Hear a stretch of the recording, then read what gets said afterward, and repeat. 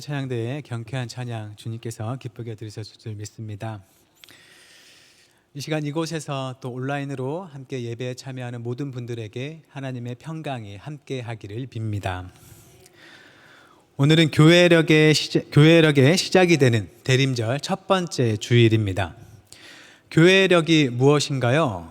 교회력이란 예수 그리스도의 인생을 1년을 단위로 재구성한 달력입니다. 보통 예수님은 3년 동안의 공생애를 사셨다고 말하는데 그 세월의 주요 이야기를 1년으로 이루어진 달력에 넣어서 그 삶을 기념하는 것입니다. 우리도 우리 삶에 일어나는 일들을 매년 기념하면서 살아가곤 합니다. 매년 생일을 맞이하면서 나를 낳아주신 부모님께 감사하고 또 이때까지 살아온 나의 삶을 돌아보기도 하고 또 결혼 기념일을 맞이하면서 배우자와의 만남에 감사하고 또 가족의 기일을 맞이하면서 가족과의 추억을 돌아보곤 합니다. 그 외에도 내 삶에 매우 뜻깊고 중요한 일이 있었던 그 날을 기억해 두어서 매년 그 날이 돌아오면 그 일에 대해 생각하고 의미 있는 시간을 보내기도 합니다. 그런 것처럼 예수님의 생애를 중심으로 만든 이 교회력은 우리를 구원하신 예수 그리스도의 삶의 중요한 일들을 해마다 기념하면서 그 각각의 일들의 의미를 되새기고 그 은혜 속에 살아가게 합니다. 그래서 교회력에는 예수님의 탄생을 기념하는 성탄절도 있고 또 예수님의 순환을 기념하는 사순절도 있고 예수님의 죽음을 기념하는 성금요일, 또 예수님의 부활을 기념하는 부활절, 그리고 예수님의 영이신 성령이 신자에게 임하신 성령 강림절 등이 주요하게 있습니다. 물론 우리는 이 교회력을 따르지 않더라도 매 주일에 예배로 모여서 하나님의 말씀을 통해서 하나님의 은혜와 용서, 또 예수님의 부활, 또 하나님 나라 등에 대해서 들으며 살아갑니다. 그런데 특별히 이 교회력이라는 별도의 달력을 제시하는 것은 우리가 일상의 달력만을 따라 살아갈 때 놓칠 수 있는 하나님의 일들을 우리에게 다시 기억하게 한다는 것이죠. 농부들이 농경력을 볼 때 농사를 잘 준비하고 지을 수 있는 것처럼 또 회사원이 회사 업무의 스케줄을 따라서 달력을 볼 때 자기의 일을 잘 준비하고 수행할 수 있는 것처럼 그리스도인도 그리스도의 생애를 중심으로 만든 이 교회력을 따라 살아갈 때 주님의 은혜 안에 사는 그 삶에 큰 도움을 얻는다는 것입니다. 주님께서 이 땅에 사셨던 그 삶은 이미 오래전에 지나간 일들이지만 우리의 일상의 날들 속에서 그 일들을 기억하면서 주님께서 우리를 위해 행하신 그 구원의 일들을 생각하고 감사하며 그 안에 살아가는 것입니다. 그렇게 보면 이 교회력은 예수님의 생애를 중심으로 만든 달력이기 때문에 예수님이 태어나신 성탄절이 바로 그 시작이 돼야 할 것 같습니다. 그런데 예수님이 이 땅에 태어나신 그 성탄절이 교회력의 시작이 아니라 대림절이 시작입니다. 왜 성탄절이 아니라 대림절이 교회력의 시작이 된 것일까요? 대림이라는 말은 한자로 기다릴 때, 임할 림자를 씁니다. 즉 임하기를 기다린다는 뜻이죠. 누가 임하기를 기다리는 것인가요? 바로 그리스도가 이 땅에 임하시기를 기다린다는 것입니다. 지금 우리는 매우 자연스럽게 이 대림절이란 예수 그리스도를 기다리는 절기다라고 생각합니다. 성탄절에 이 땅에 태어나신 구원자 예수님을 기다리는 절기라고 간단하게 생각한다는 것이죠. 그런데 성탄절이 오기 전에 있는 이 네 번의 대림절 중에 우리가 대림절 첫 번째 주일에 기다리는 예수님은 아기로 오신 예수님보다는 세상을 심판하러 다시 오실 예수님께 초점이 있다는 게 중요합니다. 예수님의 삶을 기념하면서 그 안에 살기 위해 만들어진 이 교회력의 첫걸음은 바로 종말을 기다리는 데서 시작한다는 것입니다.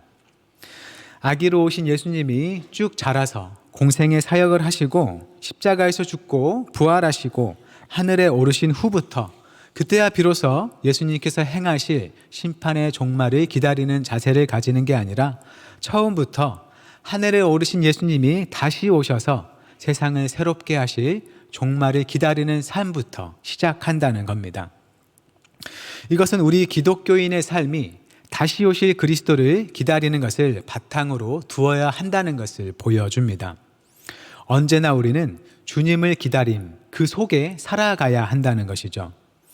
지난 주일은 교회력의 마지막 주일인 왕이신 그리스도 주일이었습니다. 이 왕이신 그리스도 주일은 죽으시고 부활하신 주님께서 이 세상 마지막 날에 왕권을 가지고 모든 것을 심판하러 다시 오실 것을 기념하는 날입니다. 그렇게 교회력의 처음과 이 마지막이 다시 오실 예수님에 대한 것으로 짜여져 있습니다. 그리스도의 삶을 마음에 두기 위해서 이 교회력을 따라 사는 삶은 이 땅을 심판하시고 새롭게 하며 우리를 구원하실 그 주님을 기다리는 삶이라는 것입니다. 예수님이 이 땅에 오시기 전에도 사람들은 하나님의 통치를 가져올 그리스도를 기다리며 살았습니다. 그런데 예수님이 이미 오셨고 하늘에 오르신 후에 살아가는 우리도 똑같이 그리스도를 기다리며 살아가는 것인 거죠. 그만큼 이 그리스도를 기다리는 대림절은 성탄절을 준비하는 절기로서만이 아니라 그리스도인의 삶 전체의 배경을 이루는 중요한 의미를 가진다는 것입니다. 그러면 오늘부터 대림절기를 보내는 우리는 우리 자신에게 질문을 던져봐야 합니다. 우리는 지금 무엇을 기다리며 살아가고 있는지입니다. 우리는 지금 내가 사는데 필요한 그 월급, 그것을 기다릴 수도 있고, 직장에서의 승진 심사 결과를 기다릴 수도 있고, 또 자녀의 좋은 성적표나 합격 소식을 기다릴 수도 있고, 또 나를 아프게 하는 그 질병에서 다 나았다는 진단을 기다리는 등등 우리 삶에는 우리가 애타게 기다리는 것들이 많이 있습니다. 믿음이 없는 사람은 물론이고 하나님을 믿는 믿음이 있는 사람들에게도 이 땅을 살아가는 데 있어 매우 중요한 것들입니다. 하지만 그 무엇보다 구원의 주님, 생명의 주님을 기다리는 자세가 우리 삶의 바탕에 늘 있어야 한다는 것입니다. 우리가 기다리는 그 모든 것들을 영원하고 복된 하나님 나라와 진정한 구원을 가져오실 주님을 기다리는 것, 그 아래 두고서 바라볼 수 있어야 한다는 것이죠. 우리가 그리스도를 중심으로 산다는 것은 곧 그 무엇보다 부활하셔서 하늘에 오르신 예수님을 기다리며 사는 것입니다. 그것이 우리 그리스도인들의 삶의 바탕이자 기초가 돼야 한다는 것입니다. 이 대림절 첫 번째 주일이 다시 오실 그리스도와 종말에 초점을 둔 만큼 오늘 함께 읽은 누가복음 말씀도 아기 예수님이 아닌 다시 오실 예수님에 관한 이야기를 하고 있습니다. 이 시간 본문은 보통 세상이 끝나는 종말을 묘사한 것으로 받아들여집니다. 25절과 26절 우리 함께 읽어보겠습니다. 1월 성신에는 징조가 있겠고 땅에서는 민족들이 바다와 파도의 성난 소리로 인하여 혼란한 중에 곤고하리라. 사람들이 세상에 임할 일을 생각하고 무서워함으로 기절하리니 이는 하늘의 권능들이 흔들리겠음이라. 아멘. 1월 성신, 즉 해와 달과 별들의 징조들이 나타나고 땅에서는 민족들이 바다와 파도의 성난 소리 때문에 어쩔 줄을 몰라서 괴로워하고 또 하늘의 권능들이 흔들리는 것을 보고는 사람들은 앞으로 일어날 일들에 대해서 생각하고 무서워서 기절할 것이라 말합니다. 이런 표현들을 보면 이 세상의 끝에는 우리가 사는 이 땅과 저 하늘에 매우 무서운 격변이 일어나고 사람들이 매우 괴로워하면서 그 끝을 맞이하겠구나 하는 무서운 생각이 듭니다. 지구 종말에 관해 묘사하는 그 영화들도 이 세상의 끝에 대해서 우주와 이 자연 세계가 우리를 향해 매우 위협적으로 변하는 모습들을 보여줍니다. 그런데 함께 읽은 오늘 본문은 예수님께서 아무 맥락 없이 저 끝날에 대해 하시는 그런 말씀이 아니고 당시 예수님을 대적하고 타락한 그 이스라엘을 상징하는 예루살렘 성전이 파괴될 것이라는 예언으로 쭉 하시는 말씀입니다. 해와 달과 별들의 징조가 있고 하늘의 권능이 흔들린다는 표현은 문자 그대로만 보면 우리가 상상하기 힘든 자연재해나 저 높이 우주에 어떤 격변이 일어나는 것인가 하고 생각할 수 있습니다. 그런데 과거 역사에서 이스라엘이 로마에 항거해서 전쟁을 하고 또 예루살렘 성전이 파괴되던 시기쯤에 로마 제국의 황제가 여럿 바뀌어서 로마 역시 큰 혼란에 빠졌었다고 합니다. 그래서 하늘에 또 별에 징조가 있고 하늘의 권능이 흔들린다는 표현 등은 당시 가장 강한 나라였던 로마가 굉장히 큰 격변기를 거치면서 많은 사람이 두려움에 빠질 것이란 걸 상징적으로 표현한 것이란 걸 알 수 있습니다. 예를 들어서 우리말에도 누군가가 매우 놀라거나 슬픈 일을 겪을 때 하늘이 무너진다라는 표현을 쓰곤 합니다. 정말로 하늘이 무너졌다는 게 아니라 저 높은 하늘이 내 위로 무너진 것처럼 매우 놀라고 절망적이다라는 그 심정을 표현하는 것이죠. 그와 같이 이 본문에서 하늘의 권능이 흔들린다는 것도 때가 이르면 예루살렘은 함락되고 이스라엘이 자랑스러워하던 성전은 무너지고 이스라엘을 파괴하는 로마 역시 그때까지의 견고한 권력이 뒤흔들리며 큰 혼란 속에 있을 것이라는 걸 상징적으로 표현한 것이란 겁니다. 예수님을 받아들이지 않고 대적하던 이 당시의 이스라엘은 무너지고 또 그런 이스라엘을 파괴하는 이 가장 강한 제국 로마도 모두가 뒤흔들리게 될 것이다 라는 걸 말한다는 것이죠. 하나님 앞에 합당하지 않은 모든 것들이 파괴되고 뒤흔들릴 것이라는 말입니다. 그리고 이어서 27절에서 이렇게 말씀하십니다. 우리 함께 읽어보겠습니다. 그때 사람들이 인자가 구름을 타고 능력과 큰 영광으로 오는 것을 보리라. 그때는 언제를 가리키는 걸까요? 본문을 예루살렘 성전 파괴에 관한 말씀으로 그대로 이해한다면 그때란 예루살렘 성전이 파괴되고 이 로마 제국이 혼란 속에 흔들리는 때를 가리킵니다. 앞서 말한 대로 하나님을 대적하는 것들이 무너지고 흔들리는 때입니다. 그럼 27절에 나오는 인자는 누구를 가리킬까요? 예수님을 가리키죠. 누가복음에서 예수님 자신을 인자로서 종종 표현했던 것을 보면 여기서도 인자란 바로 예수님을 가리킨다고 우리가 알 수 있습니다. 그렇다면 27절의 말씀은 그때 사람들은 예수님이 구름을 타고 오는 것을 보리라고 말씀하는 것이죠. 그런데 문제는 실제로 주후 70년에 예루살렘 성전은 파괴가 됐고 로마가 혼란을 겪은 일도 있었지만 그때 사람들은 예수님이 구름을 타고 이 세상에 오는 것은 보지 못했다는 것입니다. 본문에 예수님이 예루살렘 성전 파괴에 대한 얘기를 하다가 갑자기 매우 먼 훗날 세상의 끝날에 대한 이야기를 우선적으로 하신 것으로는 보이지 않습니다. 예루살렘 성전 파괴에 대한 이야기를 쭉 해오신 만큼 그때에 대한 이야기, 당시 예수님의 말씀을 듣던 사람들이 장차 겪을 수도 있는 일을 말씀하신 것으로 보입니다. 중요한 것은 성서학자들의 연구에 따르면 이 본문 누가복음이 기록된 때는 이미 예루살렘 성전이 파괴된 이후라는 것이죠. 본문대로라면 예수님은 예루살렘 성전이 파괴됐을 때 그 이후에 그 즈음에 사람들에게 구름을 타고 나타나셨어야 했는데 나타나지 않으셨습니다. 그리고 그때가 지나서 바로 이 누가복음이 기록됐다는 것이죠. 그런데도 예수님께서 구름을 타고 오리라고 말씀하셨던 이 본문 말씀은 이걸 기록한 사람에게서 거부되거나 지워지지 않고 예수님의 예언으로 그대로 기록되었다는 것입니다.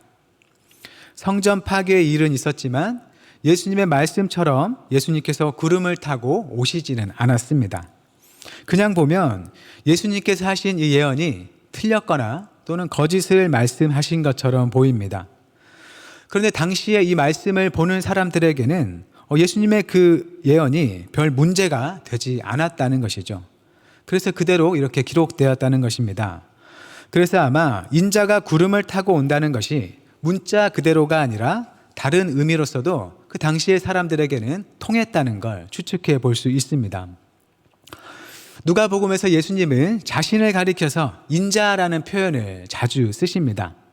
글자 그대로는 사람인의 아들 자자를 써서 사람의 아들이라는 뜻이지만 이 인자라는 표현은 다니엘서에 나오는 인자를 가리킵니다. 예수님 당시에 이 인자라는 단어를 쓰면, 이 표현을 쓰면 사람들은 다들 다니엘서에 나오는 그 인자를 말하는구나 하고 다들 알아들었다는 것이죠. 다니엘 7장 13절과 14절 말씀을 함께 읽어보겠습니다. 내가 또 밤 환상 중에 보니 인자 같은 이가 하늘 구름을 타고 와서 옛적부터 항상 계신 이에게 나아가 그 앞으로 인도되매 그에게 권세와 영광과 나라를 주고 모든 백성과 나라들과 다른 언어를 말하는 모든 자들이 그를 섬기게 하였으니 그의 권세는 소멸되지 아니하는 영원한 권세요 그의 나라는 멸망하지 아니할 것이니라. 아멘. 다니엘서에 나오는 그 인자는 훗날 하나님께서 이 세상을 심판하신 후에 세상을 다스리도록 모든 권세를 넘겨받는 존재입니다. 하나님께서 이 세상을 다스리기에 합당한 자로 인정하신 존재인 것이죠. 누가복음에서 예수님께서는 자신을 이 다니엘서에 나오는 인자로 표현하곤 했습니다. 다니엘 7장 13절 말씀에 방금 인자가 구름을 타는 모습이 나왔는데, 이 인자가 구름을 타는 것은 하나님께 나아가서 세상 모든 권세를 받기 위한 것이었습니다. 그래서 인자가 구름을 탄다는 것은 그가 하나님께로부터 모든 권세를 넘겨받고 세상을 다스릴 자로 인정받았다는 것과 같은 의미로 이해할 수 있겠다는 것이죠. 그래서 오늘 본문 27절에서 인자가 구름을 타고 오는 것을 볼 것이라는 표현은 물론 문자 그대로 언젠가 예수님이 구름을 타고 이 세상에 오시리라는 것을 말하는 것일 수도 있겠지만, 다니엘서의 말씀을 참고해 보면 예수님이 하나님께로부터 세상을 다스릴 자로 합당하게 인정을 받았다는 의미로 통할 수 있다는 것입니다. 당시 예수님을 대적하는 그 이스라엘을 상징하던 예루살렘 성전이 파괴되고 이방 권세인 로마가 매우 뒤흔들리는 것을 통해서 예수님이야말로 하나님이 보내신 그리스도, 이 세상의 진정한 통치자시라는 게 드러났다는 의미라는 것이죠. 그렇게 다니엘의 예언을 성취하면서 하나님께 인정을 받은 예수님은 훗날 종말의 때에 정말 모든 권세를 지닌 왕으로서 세상에 다시 오실 것입니다.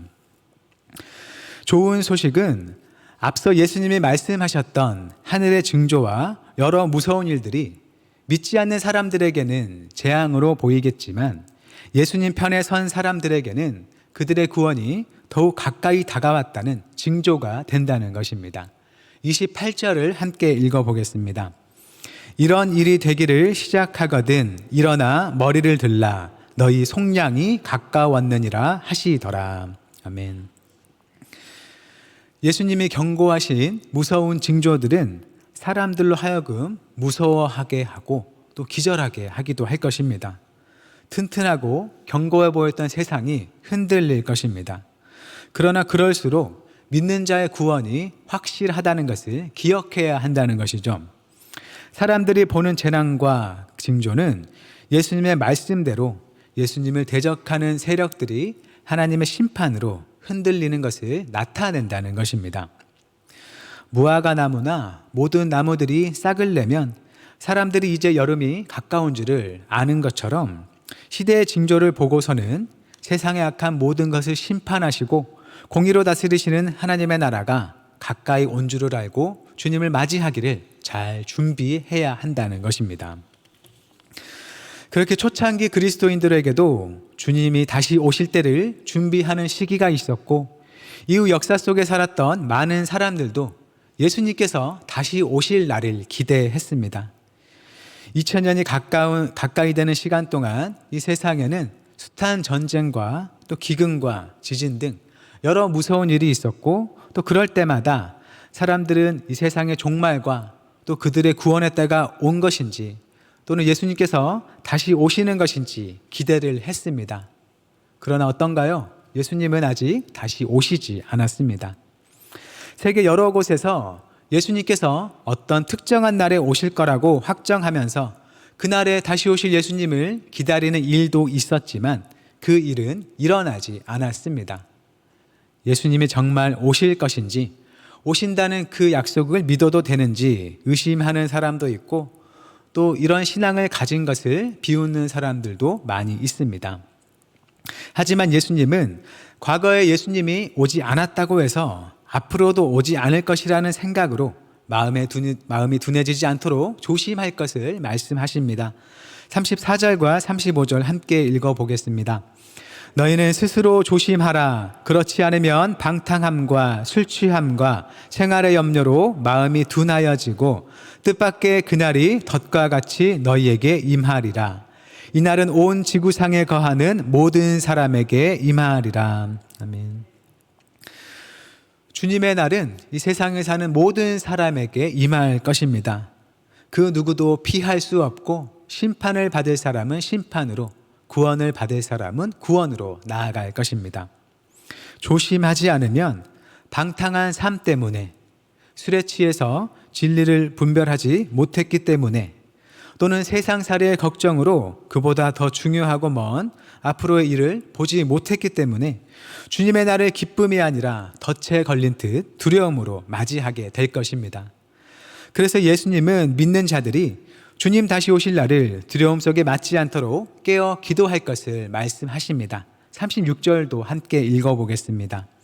이러므로 너희는 장차 올 이 모든 일을 능히 피하고 인자 앞에 서도록 항상 기도하며 깨어 있으라 하시니라. 아멘. 네, 깨어 있다는 것은 자지 않는다는 것이죠. 자는 것은 자기에게 무슨 일이 일어나는지 모르고 지내는 겁니다. 눈을 뜨고 있더라도 세상의 진실을 보지 못한 채 살아가는 것이죠. 깨어 있다는 것은 주님 안에서 세상을 바로 볼 줄 알고 세상이 흘러가는 그 심각성에 대해서 지혜로 대처하는 삶의 자세입니다. 예수님께서 다시 오실 날을 갑작스런 심판의 두려운 날로 맞지 않고 기쁨의 구원의 날로 맞이할 준비를 늘 하고 있는 것입니다. 그러기 위해서 필요한 것이 바로 기도입니다. 기도는 단지 나의 필요를 하나님께 간구하는 것, 그 이상의 것입니다. 우린 부족하고 연약하기 때문에 하나님을 향해서 우리의 필요를 아뢰는 게 자연스럽고 또 바람직합니다. 하지만 기도는 하나님과의 관계를 올바로 세워주기 때문에 더욱 중요한 것입니다. 기도가 나의 간구를 하나님께 상달되게 하고 나에게 응답을 가져와서 나의 필요를 채워주기 때문에도 중요하지만 그보다 더 나의 필요를 채우시는 하나님 앞에 내가 겸손하게 하고 하나님을 더 의존하게 하면서 창조주와 피조물, 아버지와 자녀, 왕의 백성의 관계를 바르게 맺어가게 하기 때문에 중요한 것입니다.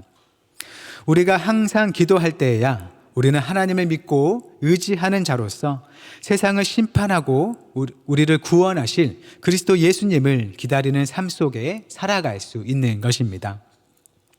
또 기도하는 것은 하나님과 함께 이 세상을 바로 보는 것입니다.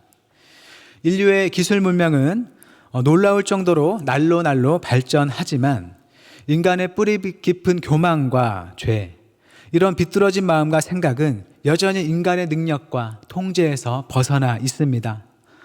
눈에 보이는 세계를 향해서는 매우 놀라운 업적을 이뤄내는 인류가 인간의 깊은 속에 대해서는 너무나 무능한 모습을 보입니다. 그래서 우리는 오직 하나님만이 우리를 고치실 수 있고 건져내실 수 있다고 고백할 수밖에 없습니다. 인간에 대한 매우 단순한 진단, 인간은 죄인이다 라는 이 명제가 인류 역사상 어느 때이건 벗어났던 적이 없었고 앞으로도 그럴 것입니다. 그러한 절망적인 인간의 조건 속에서 이 기도는 하나님 안에서 우리에게 주어진 희망을 보게 합니다. 부활하셔서 하늘에 오르신 예수님께서 다시 오셔서 우리를 모든 죄악에서 건지시고 새로이 살아갈 날을 기대하게 한다는 것이죠.